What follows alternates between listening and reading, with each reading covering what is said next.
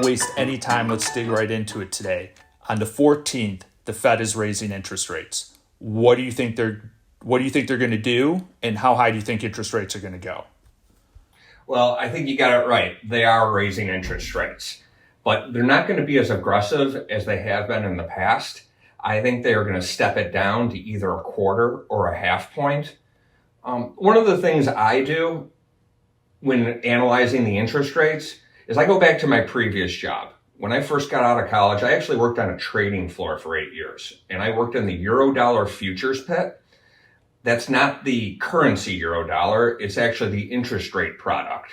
It's how big institutions essentially gamble on where Fed funds are going to go. And as you know, Wall Street Journal Prime is 3 points over the Fed funds. So I go to the Chicago Mercantile Exchange euro-dollar quote. It goes out 10 years, and it tells you what the market thinks interest rates are actually going to be. So not what some financial analysis or analyst thinks, but what banks are actually betting on. And it's pretty interesting. It shows that, yes, they are projecting that there's going to be another little bump coming up here at the middle of December. But it also shows that they think cuts are coming, probably by the end of 2023, but definitely in the year 2024. So you've already given us a little bit of your background. So I want to circle back for a second and let our listeners know exactly who Mike Adams is. And before I do that, I want people to know Mike is not only a lender that I've worked with for 10 plus years and is probably the most honest and detailed lender I know. And he's cut from the same cloth as I am. I mean, he's got a credit background. So I love that about Mike. But Mike's also a friend. I mean, we talk about our kids and playing soccer. I know about the problems with your condo in Florida from earlier in the year. So we've kind of got a relationship that goes beyond, but I'm excited for him to be here today because of the expertise you bring.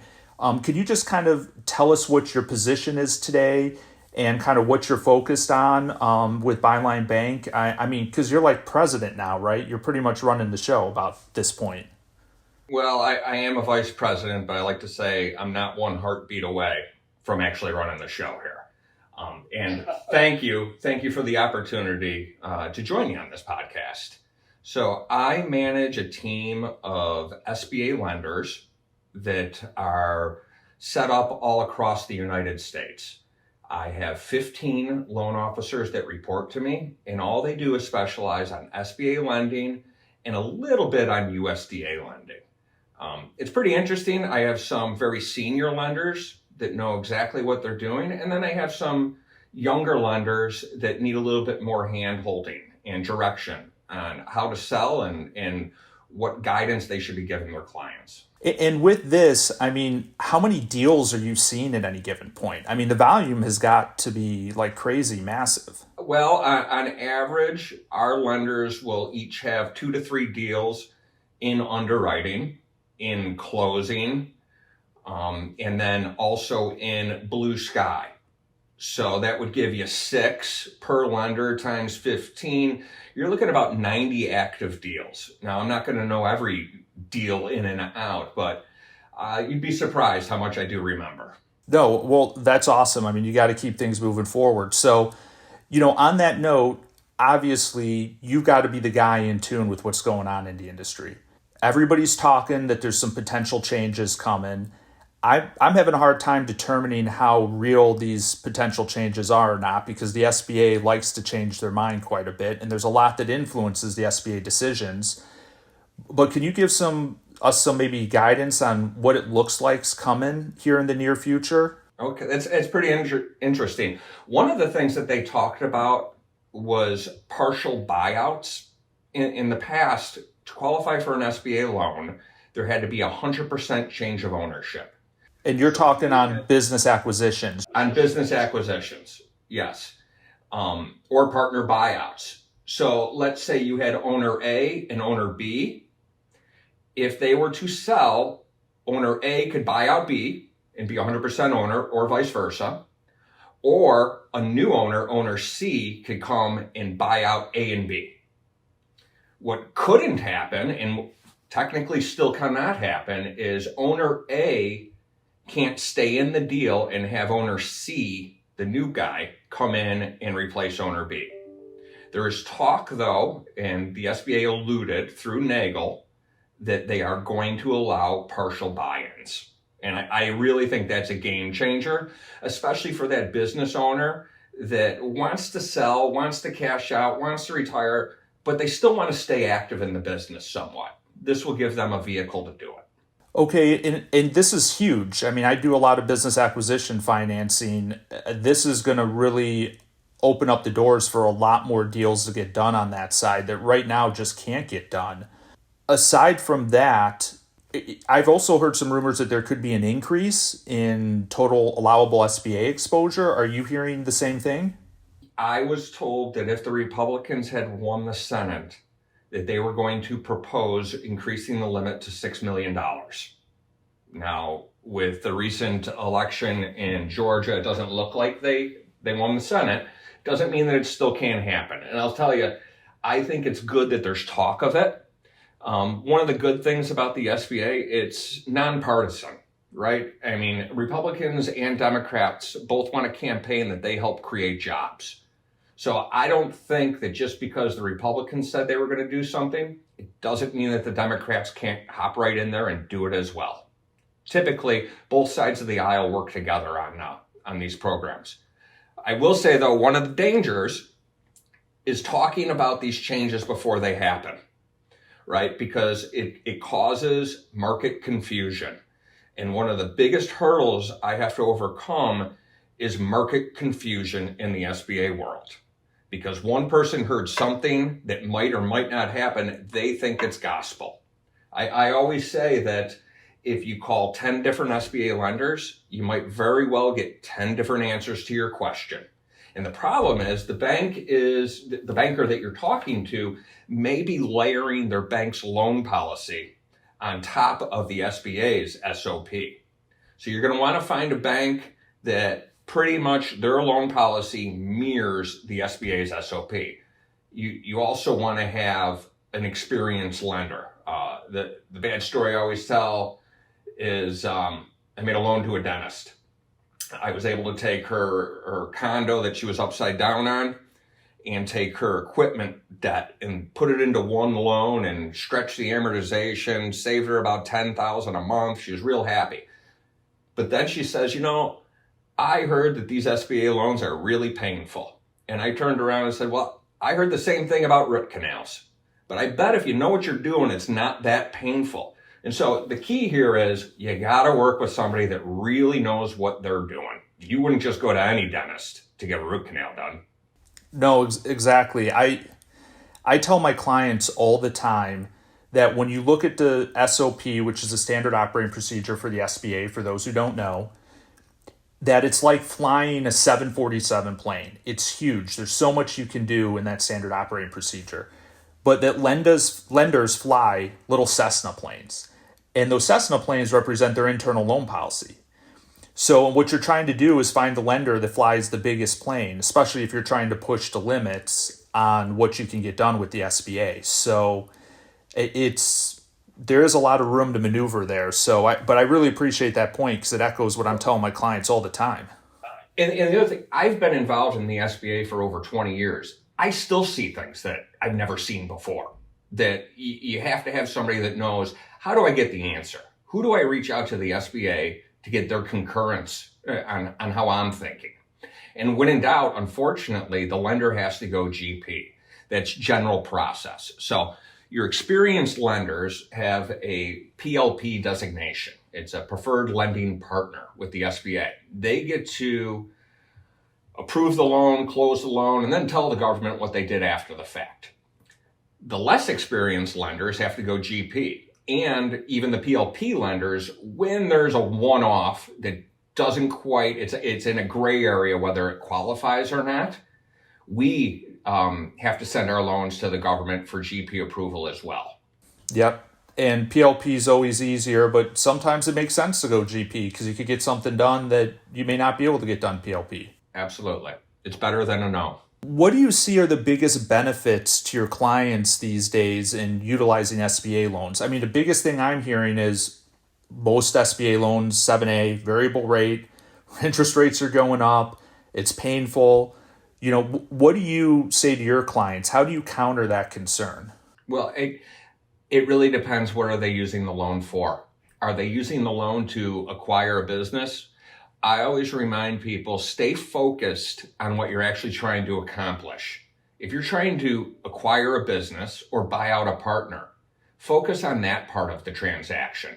We're giving you a product that's going to allow you to acquire that business. Yes, there's a floating interest rate. That's the negative of it, right? But pay attention. Remember, why am I doing what I'm doing? Then we can talk through the actual interest rate and it being floating. Well, it's on a 10-year amortization on a straight business acquisition or non-real estate loan.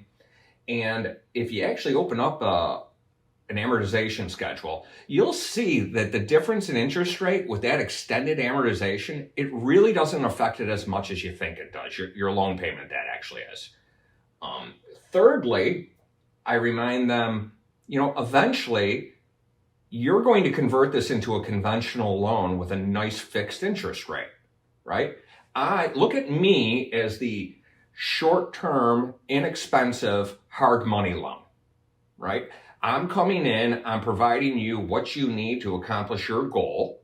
You could pay me off. I even tell my customers, I will talk to the other banks because bankers like to hear from other bankers. Was he a good customer? Was she a good customer? Did she give you the financials you needed?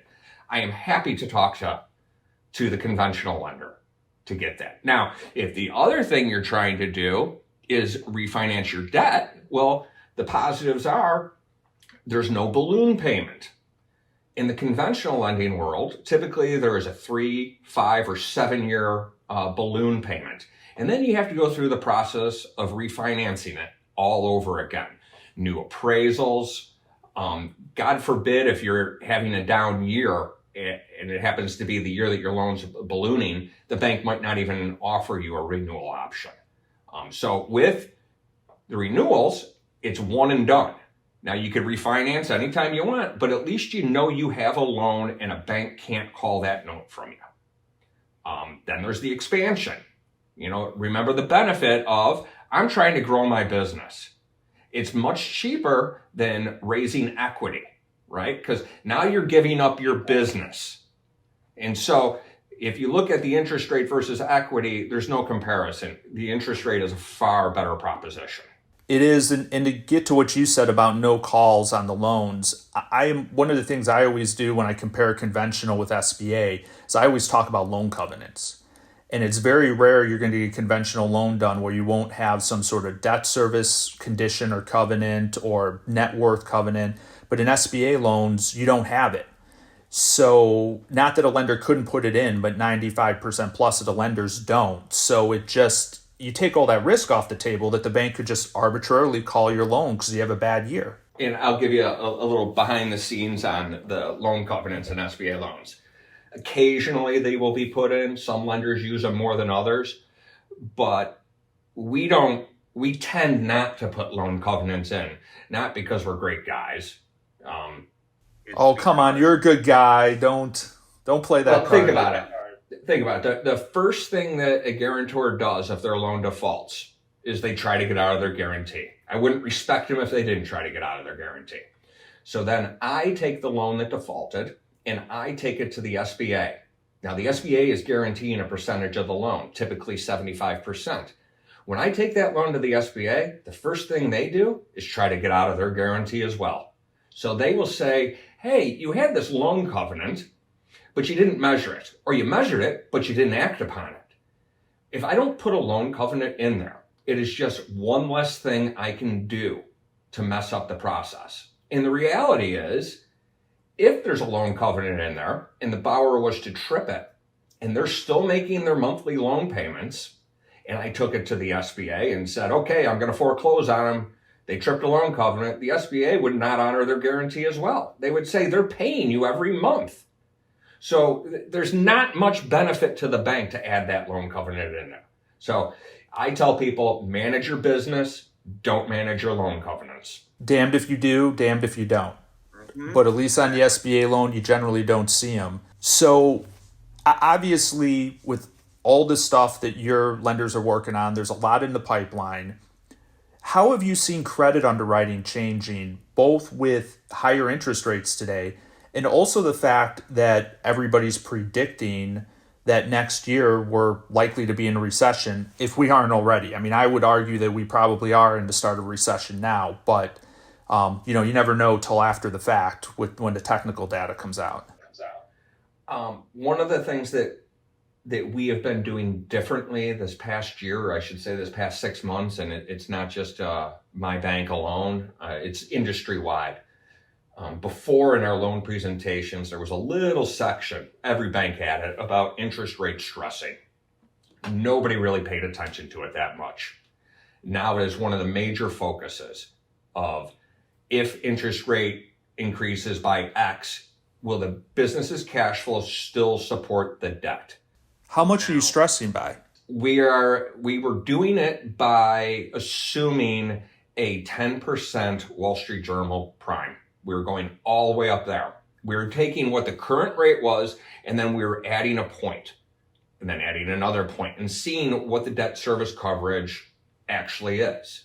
So you're stressing it multiple times. So you'd have today's rate, then you'd have +1, +1, +1 on the prime rate that come up with multiple examples to say how bad. And when you do that, does that change? Are you still looking to hit the same debt service coverage as you would at approval? Okay.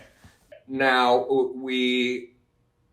the SBA policy on an existing business, if you approve a loan that's not projection based, it has to debt service coverage at 1.15 times. Most lenders want it higher than that. But I would say if we're looking at the stressed, if it's closer to the 1.15, or even if it's at a 1-to-1, it's acceptable to us. We understand that there's other things a business owner can do. They can adjust their pricing. They can cut their expenses.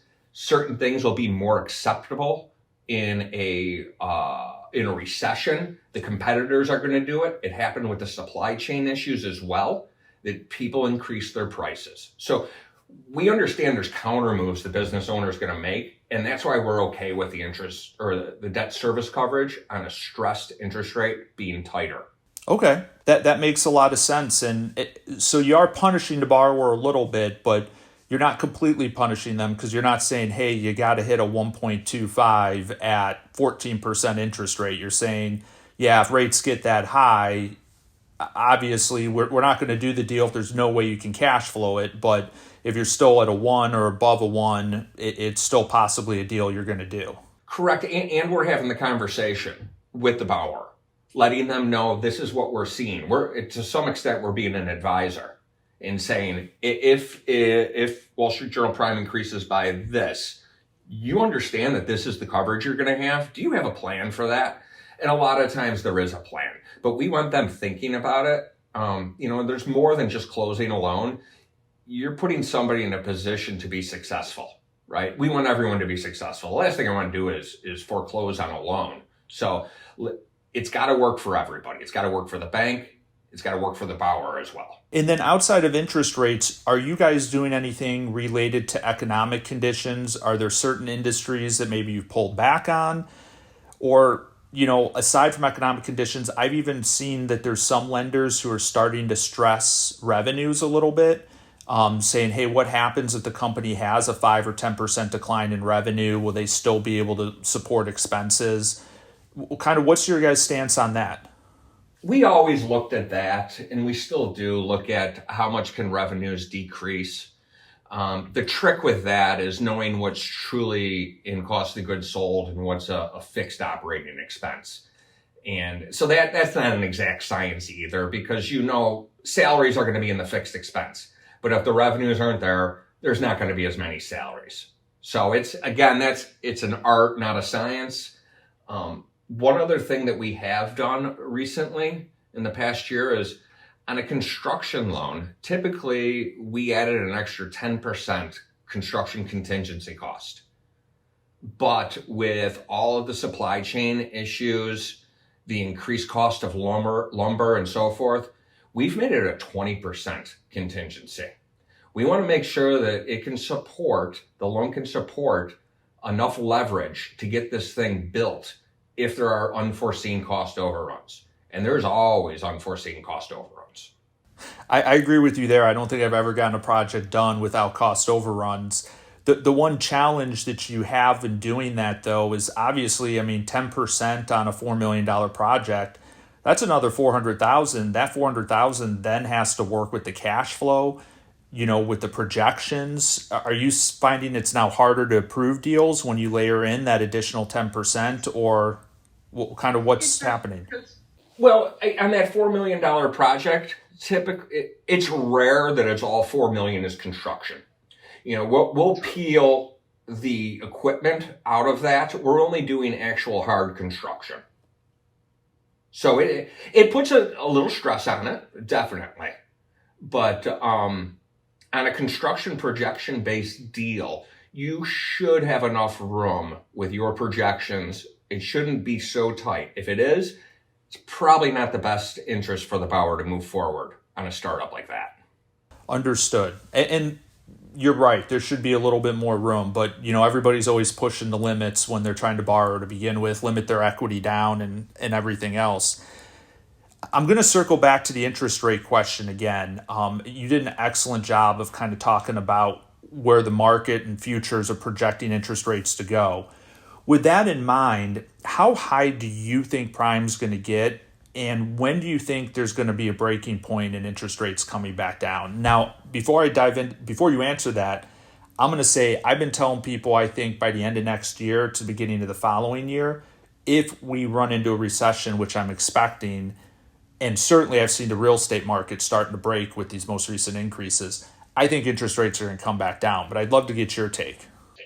I think that interest rates are going to come back down as early as June of next year.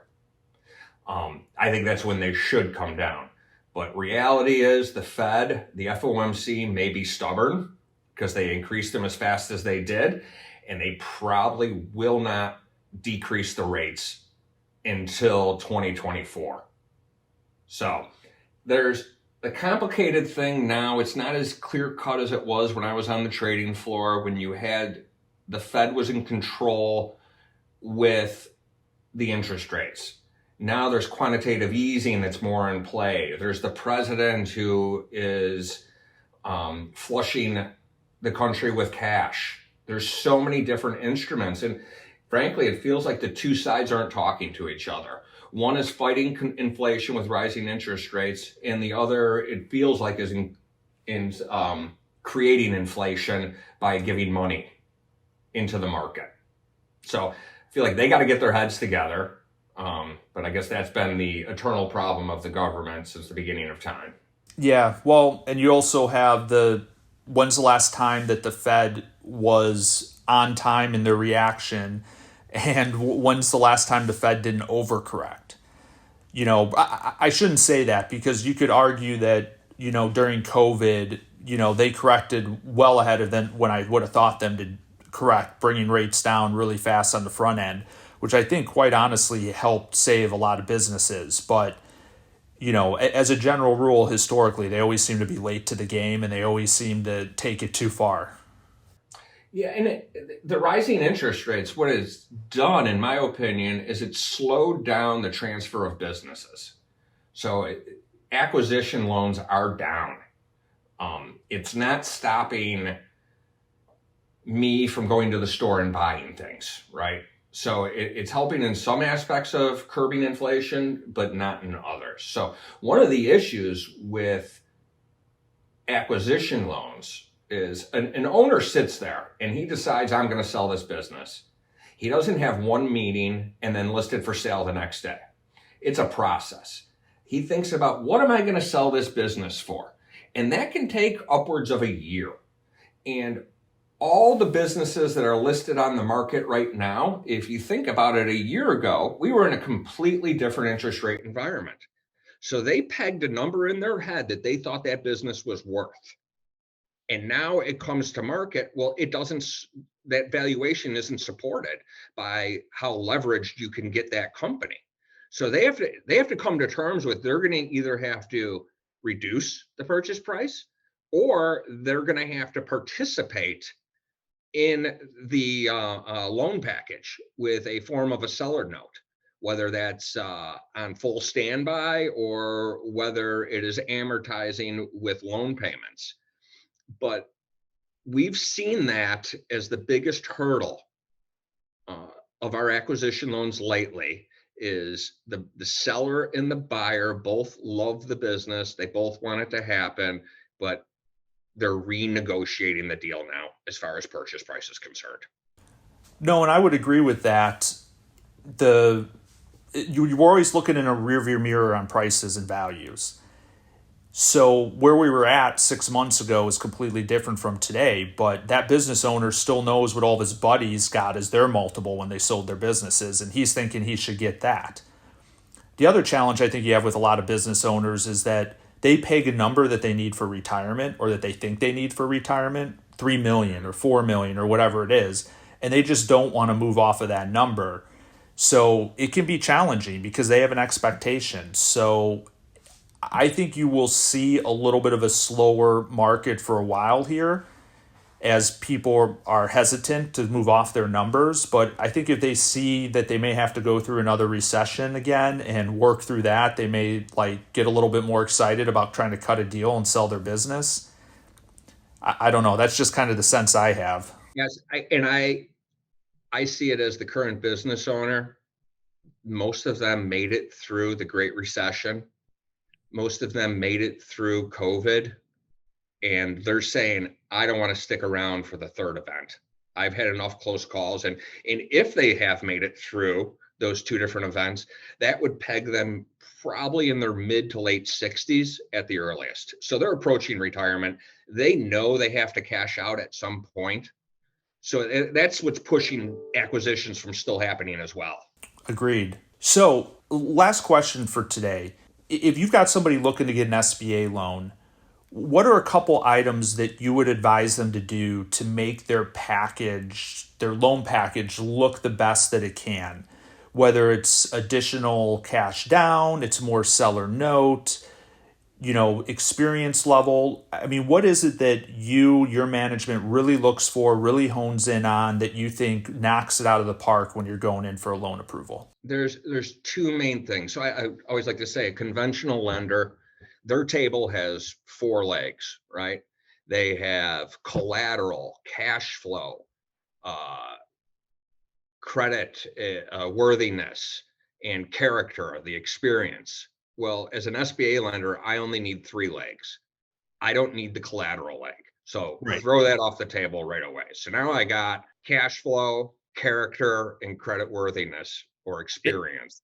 And just to back up, you don't need the collateral because that government guarantee, in essence, substitutes itself for the collateral. You don't need to be fully collateralized on an SBA 7A deal.